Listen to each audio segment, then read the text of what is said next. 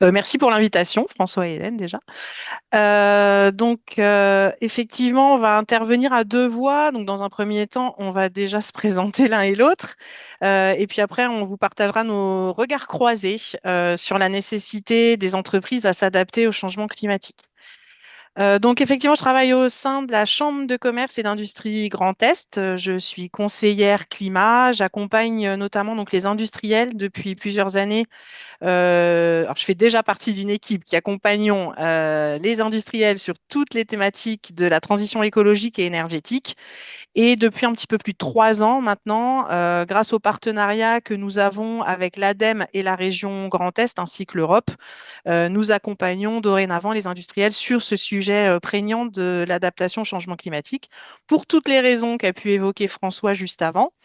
Et puis aussi un autre élément qui est important aujourd'hui dans les entreprises, je ne sais pas si François avait prévu d'en parler après, il y a aussi au niveau réglementaire, dans une trentaine de normes ISO, un amendement qui est passé l'an dernier et qui du coup commence à obliger les entreprises à s'intéresser à ce sujet puisqu'il faut que ce soit dans la 9001, 14001, 50001, 45001, enfin je vous dis, il y en a une trentaine, il faut que les organisations tiennent compte des impacts du changement climatique sur leur activité. Avant de vous présenter comment on a accompagné Alstom, Yannick, je vous laisse vous présenter. Qui êtes-vous? Qui est Alstom? Que fait Alstom? Oui, bonjour à tous, je m'appelle Yannick Habert. Je suis pas le directeur développement durable, je suis le directeur qualité, hygiène, sécurité et environnement. Enfin, on n'est pas loin du développement durable. Donc, je travaille effectivement dans une papeterie du groupe Alstom, donc une papeterie qui se situe à Arches dans les Vosges, donc en Grand Est. On est fabricant donc le groupe Alstom est un groupe papetier avec plusieurs sites en Europe il y en a 7 en France notamment. Et on fabrique tous des papiers de spécialité qui sont destinés à des industriels. Et pour ce qui concerne en particulier notre papeterie ici à Arches, on fabrique des papiers qui sont ensuite principalement destinés à l'industrie de l'ameublement ou de l'automobile, enfin de façon indirecte, pour des applications de papier à poncer ou même de futurs papiers peints, à des choses très diverses. Mais ça reste des papiers de spécialité, donc sur des marchés de niche. Voilà, et donc je m'occupe de la partie, entre autres environnementale, évidemment, pour mon site. Merci. Alors, les infos sont denses parce que vous aurez le support, mais je vais vous expliquer rapidement comment, au niveau donc, de la Chambre de commerce et d'industrie Grand Est, on accompagne les industriels sur ce sujet. On a développé donc un outil qui s'appelle Climadiag Expert dans le cadre d'une visite climat qui permet aux entreprises de comprendre leur climato-sensibilité. Cet accompagnement, il est volontairement peu chronophage pour l'entreprise puisqu'il mobilise moins d'une journée de temps homme, puisque dans un premier temps, on va aller en entreprise pour la questionner et recenser toutes les contraintes métiers, machines, tout ce qui est en lien avec sa chaîne de valeur et comprendre comment les événements climatiques passés ont déjà pu impacter temporairement leur activité. Ensuite, le travail se fait nous en interne avec des outils de Météo France. Nous proposons à l'entreprise des projections climatiques à 2030, 2050, on peut aller jusqu'à 2070 si ça les intéresse, pour comprendre avec ces projections climatiques, donc à l'échelle du site, hein, avec les modèles de Météo France, on reste précis puisqu'on est à 8 km autour du site de production pour les projections. Ces projections vont permettre de comprendre comment l'entreprise va être soit encore plus impactée en fonction des différents aléas, soit moins en fonction de certains, hein, comme par exemple la neige. Et puis, l'objectif, c'est de se revoir ensuite sur un format à peu près de 2 heures pour pouvoir échanger sur ce rendu, hein. Il y a un livrable qui est transmis à l'entreprise et l'objectif, c'est effectivement d'avoir un plan d'action pour commencer à mettre en place un plan d'adaptation. Voilà, donc ça, je vous présente rapidement comment on accompagne, mais le regard le plus intéressant sera celui d'une entreprise, donc de Yannick.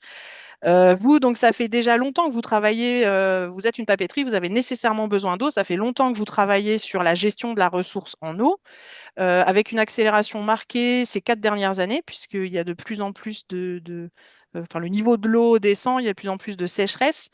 Est-ce que ça a été un élément déclencheur ou est-ce qu'il y en a d'autres également qui ont fait que ça vous a poussé à structurer une démarche d'adaptation au sein d'Alstom? Alors oui, oui, c'est un élément déclencheur évident. C'est vrai que donc nous, nous sommes une papeterie. On est installé dans les Vosges. Ça fait 500 ans que le site existe, le site industriel. Et en fait, on est dans les Vosges. C'est pas par hasard. C'est parce qu'il y avait à la fois la quantité d'eau nécessaire pour notre process et puis la qualité aussi de l'eau nécessaire. Donc c'est ce qui nous a permis de nous implanter, de nous développer.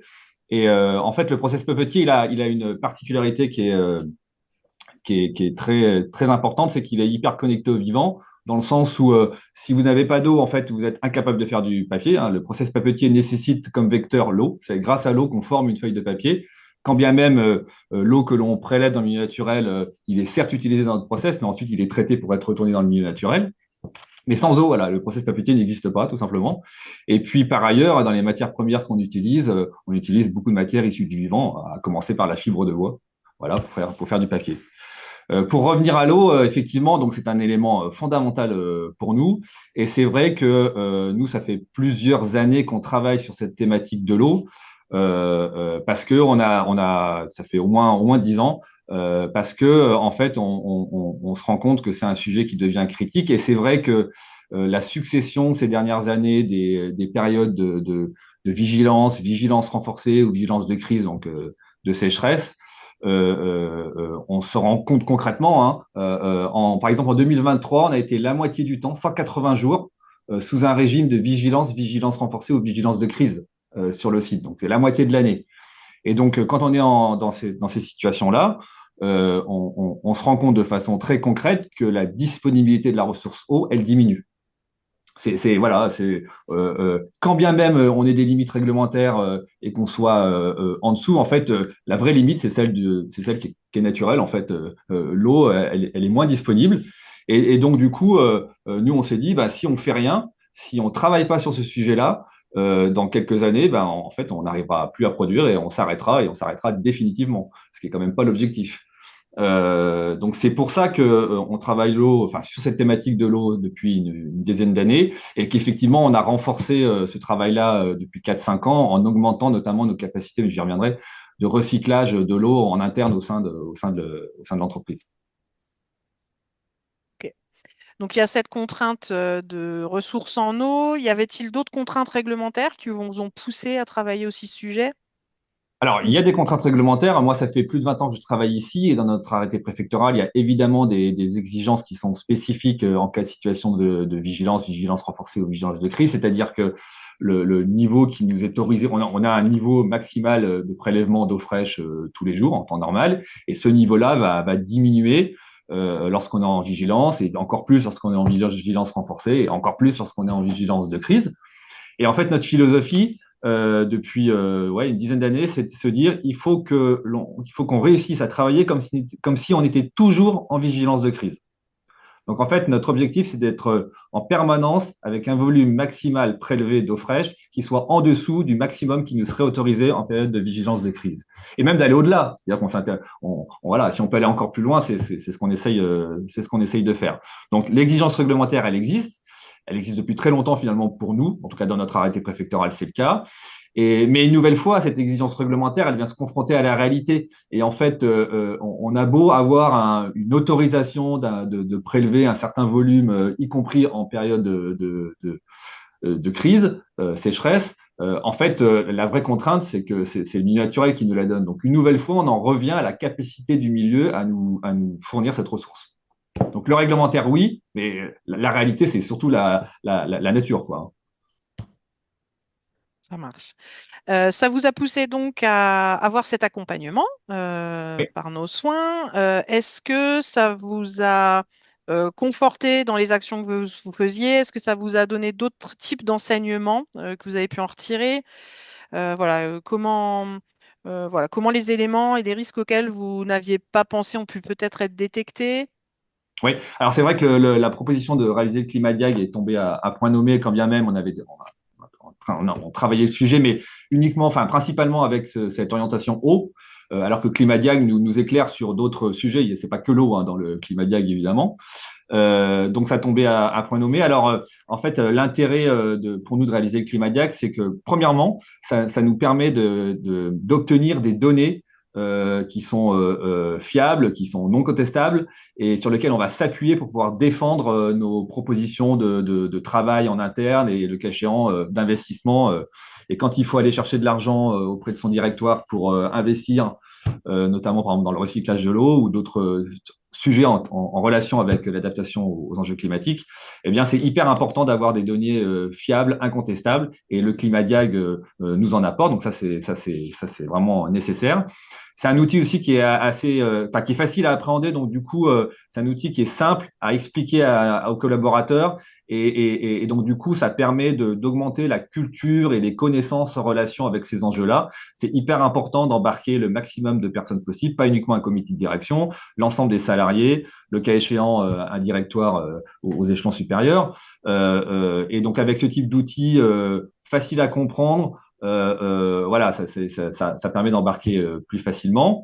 Et puis, c'est vrai que le Climadiag, en fait, il nous a éclairé sur des thématiques auxquelles on n'aurait pas forcément pensé, en tout cas tout de suite. Alors, il y a des sujets en relation avec les impacts sur les hommes. Bon, bah ça, ne serait-ce que par le Code du travail, on avait déjà travaillé ces sujets-là, mais on peut aller plus loin. Ce que vous disiez, Christelle, sur la partie ISO, c'est vrai qu'on est ISO 14001, entre autres, sur notre site. Et du coup, on a intégré dans nos politiques et dans notre démarche ISO les enjeux qui sont liés au changement climatique. Et le Climadiac, c'est un élément qui nous a permis d'enrichir ce travail-là. Et puis, il y a aussi des sujets, par exemple, moi, un sujet que je n'avais pas forcément en tête, c'est comment nos infrastructures informatiques vont résister aux futurs épisodes de canicule. Voilà, donc comment on se prépare à ça? Parce que tout à l'heure, je disais que sans eau, on ne sait pas faire de papier, mais je vais dire sans informatique maintenant, c'est plus faire grand-chose non plus. Ça, c'est pas spécifique à l'industrie papetière. Donc, si vous n'êtes pas robuste, en fait, le sujet, c'est de gagner en robustesse. Donc, si vous n'êtes pas robuste, y compris sur ces éléments-là, bah, en fait, une nouvelle fois, à un moment donné, ça va poser sérieusement problème. Donc, le Climadiag, voilà, il nous éclaire, enfin, nous, il nous a éclairé, il a confirmé des éléments que l'on savait déjà, et on renforce du coup ces éléments-là. Et par ailleurs, il nous éclaire sur d'autres thématiques que l'on n'avait pas en tête, en fait, tout simplement.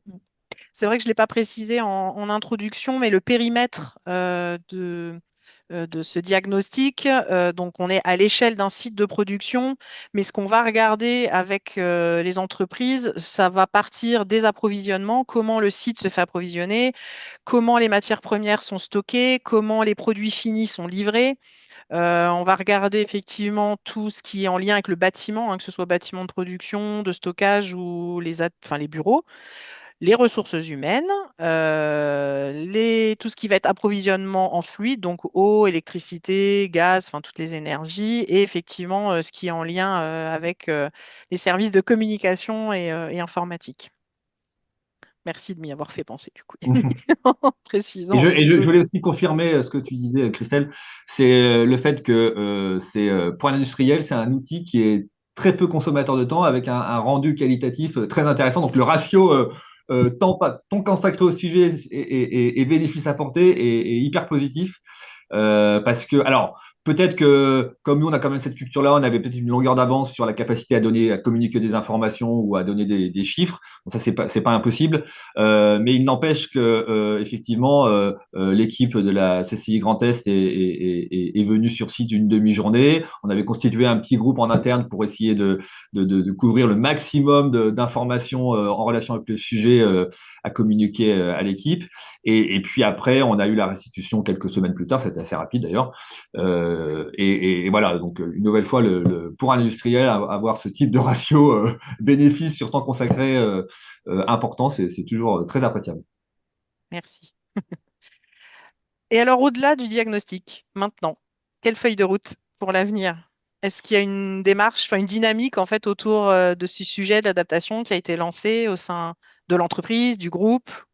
Oui, alors oui, oui, oui, oui, oui, évidemment. Alors déjà au sein du groupe, hein, Alstrom a cette vocation de proposer à nos clients des solutions à base de fibres de bois principalement, mais pas que, et de solutions qui soient durables et plus écologiques, en tout cas moins impactantes sur la planète.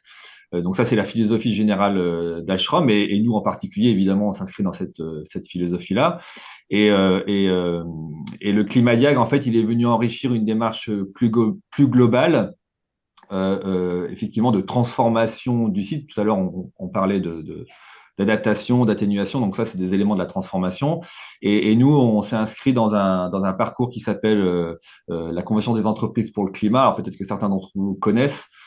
Si c'est pas le cas, je pourrais mettre un lien dans le chat. Mais donc la Convention des entreprises pour le climat, elle permet aux entreprises. Alors moi, nous, on fait partie d'un parcours industrie. Il va y avoir un parcours au Grand Est au passage, bientôt. Et donc ce parcours, en fait, il a pour vocation de faire travailler aux personnes qui participent une feuille de route visant à rendre, en l'occurrence, pour ce qui concerne mon industrie, régénérative. C'est-à-dire que l'idée, c'est de questionner, c'est ce que disait tout à l'heure Monsieur Boileau, l'idée, c'est de questionner son modèle d'affaires, enfin, le qu'est-ce qu'on fait, le comment on le fait, de sorte à rendre tout ça compatible avec les limites planétaires.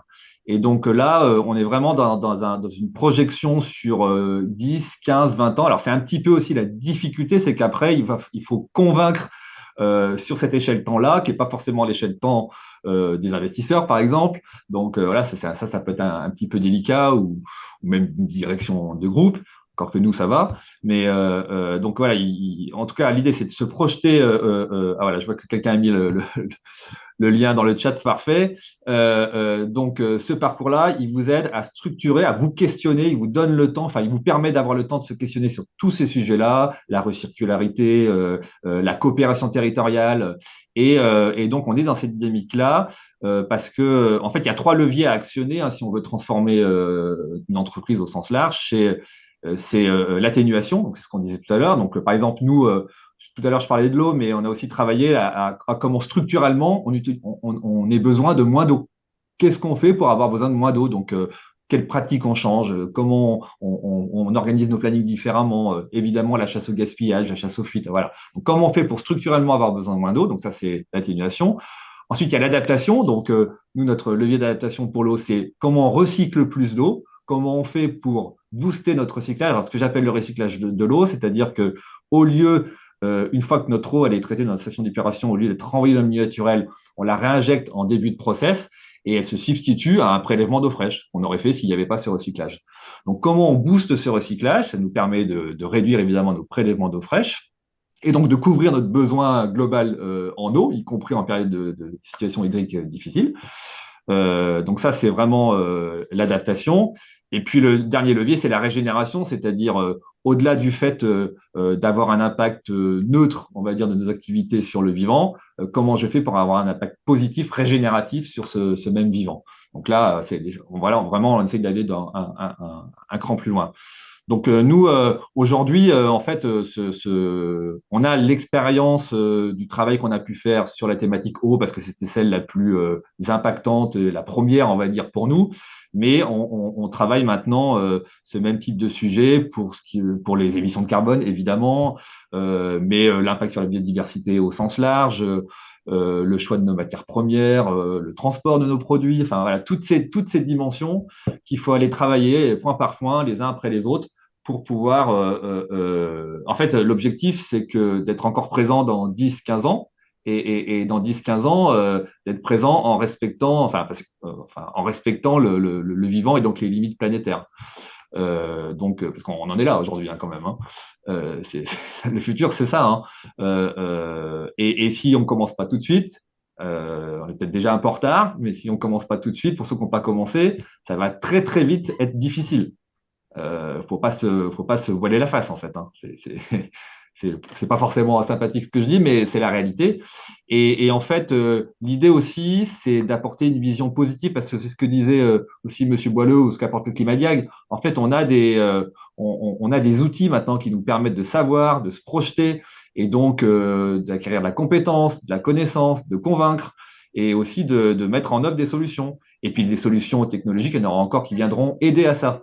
Mais la première transformation, c'est celle individuelle et collective en tant qu'industrie. Et voilà, il y a des outils comme le Climadiac participent de cet élément de transformation, clairement.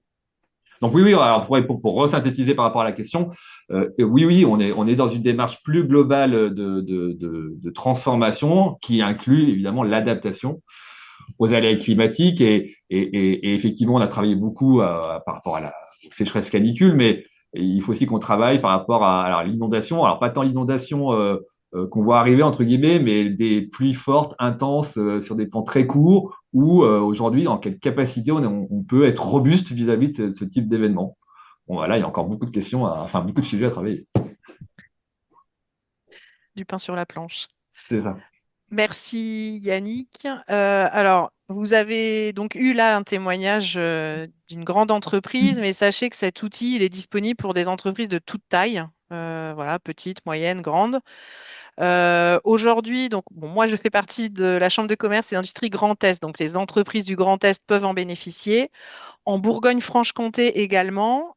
Et dans le cadre d'un partenariat avec l'ADEME au niveau national, nous déployons cet outil à partir de cette année sur tout le territoire français.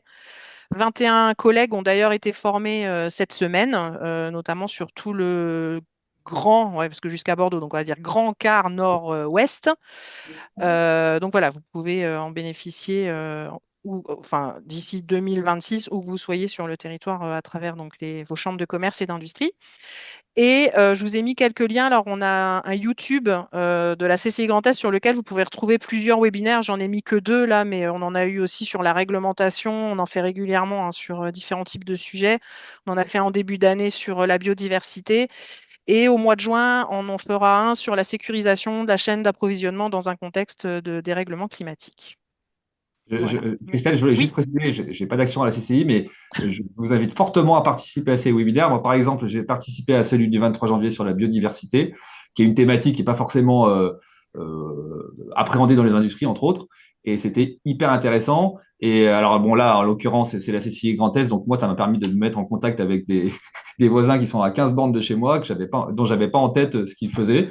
Et voilà, ça permet aussi de connecter, j'allais dire, de booster la coopération territoriale. Donc, voilà, Oui, si parce vous qu'on avez, fait là, souvent, vous avez les replays en plus, donc c'est super. ouais, et on fait souvent témoigner effectivement les entreprises Exactement. du Grand Est. Donc, Ouais, ça, c'est hyper important. super.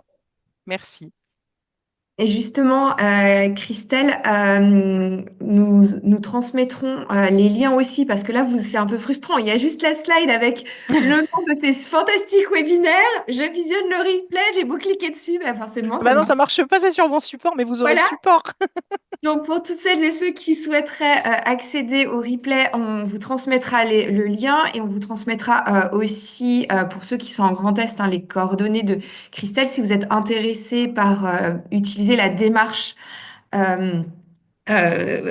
présentée par Christelle et testée par Alström. Alors, on a quelques questions dans le chat. Je vais les prendre un petit peu dans le désordre. Donc, c'est à la fois pour vous, Christelle, à la fois pour vous, Yannick. Alors là, j'ai une assez longue question. Euh, Vous avez dit qu'il y avait une culture favorable au sein d'Alström et qui permettait aussi de mettre en place la réalisation de la Convention des entreprises pour le climat, de vous permettre d'y participer et d'aller encore plus loin et mettre en place une approche régénérative. Donc c'est vrai qu'on voit que c'est une entreprise qui est très engagée. Malgré tout, la question porte sur les éventuels freins. Quelle est la taille de votre entreprise et quel type d'actionnariat? Je les pose toutes à la suite, hein, elles sont dans le chat. Ouais, je les vois, ouais. Malgré cela, y a-t-il eu en interne des difficultés ou des résistances à appréhender ou à trouver sa place dans tout ou partie du projet? Et la question, c'est y a-t-il eu des parties prenantes? Toutes les parties prenantes ont-elles suivi avec la même facilité? On pense bien sûr aux finances ou à la production. Y avait-il la même motivation? Et s'il y avait eu des personnes un peu moins moteurs, comment est-ce que vous avez fait pour les engager également dans la démarche? Plein de questions intéressantes. Alors, on est, nous, sur le site Ashram, on est 200, un peu plus de 250 personnes. Mais en fait, on est une plateforme industrielle. Il y a trois papeteries sur la même plateforme. Donc, au total, ces trois papeteries représentent 400, à peu près 450 personnes. Et c'est Alstrom qui, en plus, produit les énergies et les distribue aux deux autres papetiers qui sont présents sur le site et traitent leurs effluents. Mais voilà, mais nous, à Alstrom, proprement dit, on est 250 et on appartient à un groupe, donc le groupe Alstrom, qui lui-même appartient à un fonds d'investissement. Donc ça, c'est notre actionnariat. Euh, alors après, alors les difficultés en interne. Alors, des résistances, oui, c'est normal qu'il y en ait. Ça serait étonnant du contraire. Et donc, un des éléments vraiment indispensables pour bien commencer la démarche, c'est de convaincre. Enfin, c'est de convaincre, c'est d'expliquer pour convaincre plutôt. En ce sens, voilà ce que je disais tout à l'heure, le climat Diac, c'est aussi un outil qui permet d'expliquer pour convaincre. Il n'y a pas que ça. Nous, par exemple, on a réalisé des fresques du climat sur 50 de nos collaborateurs, sur les 250, vous voyez, donc ça fait 20%. Tous les, on va dire, le comité de direction évidemment, mais les principaux managers et middle management du site. Donc l'objectif, c'était d'aligner sur la compréhension enfin, les sources du changement climatique et les impacts et leurs interactions. Et puis donc d'avoir un espèce de socle commun d'informations et de connaissances sur le sujet. Parce que en fait, après, quand on commence à aller dans le détail, quand on commence à être un peu plus précis, si vous avez en face quelqu'un qui a zéro connaissance sur le sujet, il va vous regarder avec des yeux comme ça et il va pas comprendre de quoi vous lui parlez, quoi, en fait. Donc ça, c'est hyper important d'avoir. Ça peut paraître du vernis, mais ça l'est pas en fait. Hein.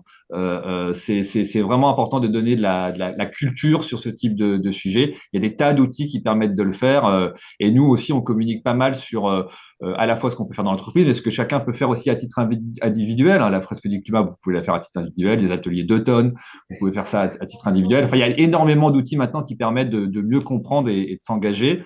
Parce que l'engagement collectif, il passe aussi par un engagement individuel. Hein. Faut pas se voiler la face hein, non plus. Enfin, je veux dire, l'entreprise peut faire des choses, elle doit faire des choses, mais elle doit aussi essayer que chacun se transforme individuellement. Les parties prenantes, donc les salariés, c'est une grosse partie prenante. Après, dans les parties prenantes qui sont vraiment intéressantes et sur lesquelles il faut s'appuyer, ce sont les clients. Parce qu'en fait, nos clients aussi sont énormément demandeurs. Ils poussent pour avoir des solutions, ils poussent pour obtenir des informations, parce que eux-mêmes aussi sont dans ce type de démarche. Donc, s'appuyer sur des clients pour développer des nouveaux produits, voilà, réfléchir autrement au business, ça c'est hyper important. Et puis donc en amont, s'appuyer sur ses partenaires, ses fournisseurs de matières premières, comprendre avec eux quelles sont leurs démarches, les motiver à s'engager dans ce type de démarche. C'est important parce que moi tout seul dans mon maillon d'une chaîne industrielle, je peux être hyper performant tout ce que vous voulez. Si en amont j'ai pas quelqu'un qui est en capacité de me délivrer des matières premières qui peut-être étaient extractives et donc il a changé son modèle pour qu'elle le soit moins ou plus. Voilà, donc si j'ai plus de matières premières, ben, je me casse la figure. Et puis mes clients, bon là c'est plus à moi de les pousser. Alors pour les personnes qui seraient un peu moins un moteur, je vois que c'est la fin de la question. En fait, il faut un certain temps pour les embarquer. Il y en aura toujours que vous n'embarquerez pas. Mais c'est pas grave. En fait, ça, c'est quel que soit le sujet que vous abordez, il y a toujours des personnes que vous n'embarquez pas. Parce que voilà, peu importe leur raison. Mais c'est pas grave parce qu'en fait, vous allez largement plus embarquer que ce que vous pensez. Et le fait de faire participer les gens à la réflexion, lorsqu'on a fait les ateliers fresques du climat, dans la foulée, vraiment le même jour dans la foulée, on a fait réfléchir tout le monde de façon individuelle et collective sur des thématiques de sorte à tout de suite enrichir justement la feuille de route qu'on est en train de construire et j'allais dire de motiver. Et en plus, en faisant cet exercice, vous allez pouvoir capter dans vos équipes quelles sont les personnes qui sont, j'allais dire, un peu naturellement plus moteurs. Et à ce moment-là, ces personnes-là deviennent vos appuis pour pouvoir collectivement avancer. Voilà, je ne sais pas si j'essaie de répondre globalement. Si, merci beaucoup. C'est vraiment très éclairant et d'avoir aussi ce retour et puis se dire, bah voilà, on peut pas engager tout le monde, mais on peut engager le plus grand nombre. Il y a les outils qui existent et d'ailleurs, vous en avez cité un certain nombre, notamment sur la partie atténuation. On verra dans la dernière partie du webinaire un autre outil que vous pouvez utiliser spécifiquement pour l'adaptation et la sensibilisation, qui sont les ateliers pour l'adaptation au changement climatique. Une autre question qui est du coup plus en aval de la réflexion après le diagnostic, ou alors peut-être que vous avez mis en place dans le diagnostic, avez-vous engagé une réflexion autour de la sobriété des matières premières et de manière plus fondamentale sur la finalité des produits proposés? Donc il y a deux questions, hein. La première que vous avez Ouais, ouais, ouais. effectivement Alors, traitée sur la sobriété et ensuite sur la le produit fini. Alors, pour ces deux sujets-là, pour le coup, on en est vraiment au début. Et alors, typiquement, ce sont les questions que l'on se pose à travers le parcours CEC. Questionner le business model, questionner ce que l'on produit et comment on le produit. C'est des questions qui sont essentielles. Et c'est intéressant aussi de partager sur ces questions-là avec les collaborateurs parce que finalement, on pourrait croire que nos collaborateurs, ils ont des freins, non, on change rien, on continue comme ça. Et en fait, pas tant que ça. Il y en a beaucoup. Quand j'ai décortiqué le résultat là, du remue-ménage qu'on avait fait post-fresque du climat, j'ai identifié beaucoup d'actions où j'ai été surpris en fait finalement de là où potentiellement pouvaient aller nos propres salariés. Donc ça, c'est hyper important de faire ça, de faire ça avec eux. Ouais. Mais oui, mais pour ces deux sujets-là, oui, on en est. Alors, à titre personnel, enfin, pour l'entreprise que je représente, on en est enfin, on va dire au début. Hein. Alors, moi, j'ai peut-être une question de suivi, justement, quand vous parliez de l'engagement et puis parfois du questionnement sur le business model.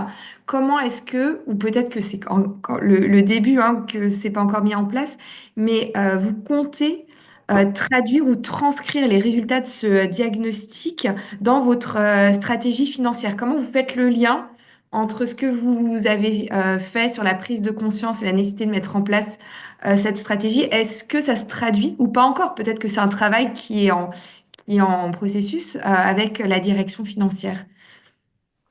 Alors non, c'est un travail qui est vraiment au tout début, mais je dirais que en fait, la première traduction financière, c'est la conséquence de la capacité à toujours produire.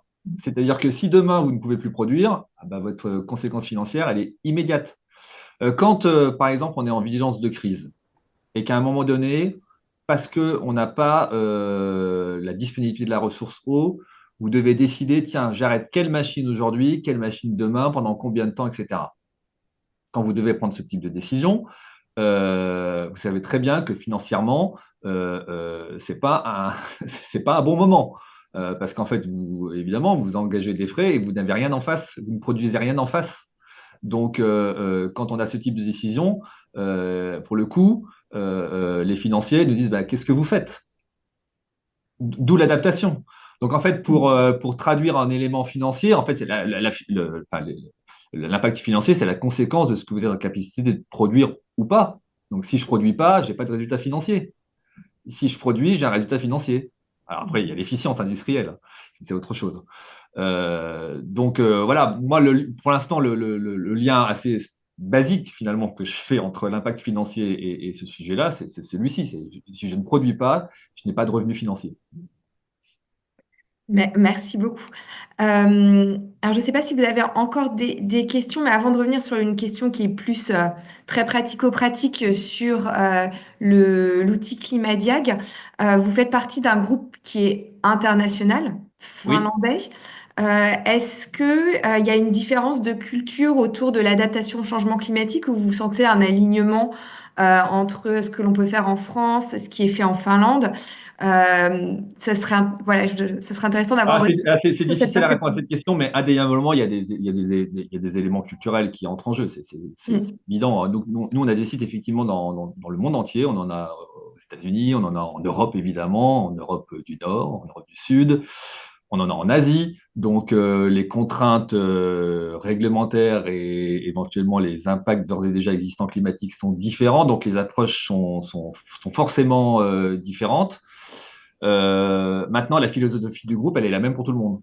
C'est-à-dire que le groupe agit de la même manière pour que tous ces sites soient vertueux, je vais dire ça comme ça, et réduisent les impacts de leurs activités sur le vivant. Alors après, effectivement, le groupe du coup va rediriger des investissements vers là où il y a le plus d'impact. Si vous devez faire un choix entre, je sais pas moi, changer une chaudière au charbon sur un site versus peut-être changer une chaudière au gaz naturel, même s'il faudrait faire les deux, On commencera par celle de charbon parce qu'on sait qu'elle a plus d'impact dans un premier temps, et puis ensuite on s'attaquera à celle thermique. Vous voyez, le groupe va orienter ses décisions d'investissement notamment par rapport aux impacts les plus forts à l'échelle du groupe. Mais culturellement, le talon culturel apporté par le groupe, c'est cette dynamique-là de réduire les impacts de nos activités sur l'environnement, sur le vivant au sens large. Ensuite, évidemment, d'un point de vue nation par nation, l'approche va être différente, c'est certain. Merci. Alors, je vais réunir les deux dernières questions parce que j'ai l'impression que, elles se rejoignent un petit peu.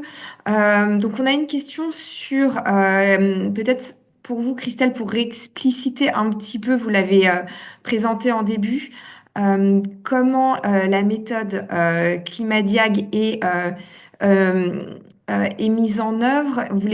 La personne voulait savoir si c'est uniquement, peut-être juste le réexpliquer, un outil qui est mis à disposition de l'entreprise ou s'il y a bien un suivi et un accompagnement qui est proposé par la chambre de commerce.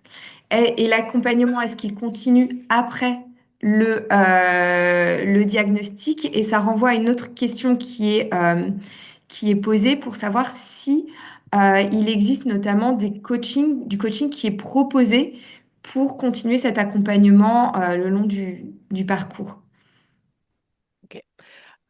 Alors, au niveau sémantique, on n'a pas utilisé le bon terme puisqu'on a toujours parlé de Climadiag. Et effectivement, sur le site internet de Météo France, vous pouvez tous trouver un autodiagnostic qui s'appelle Climadiag.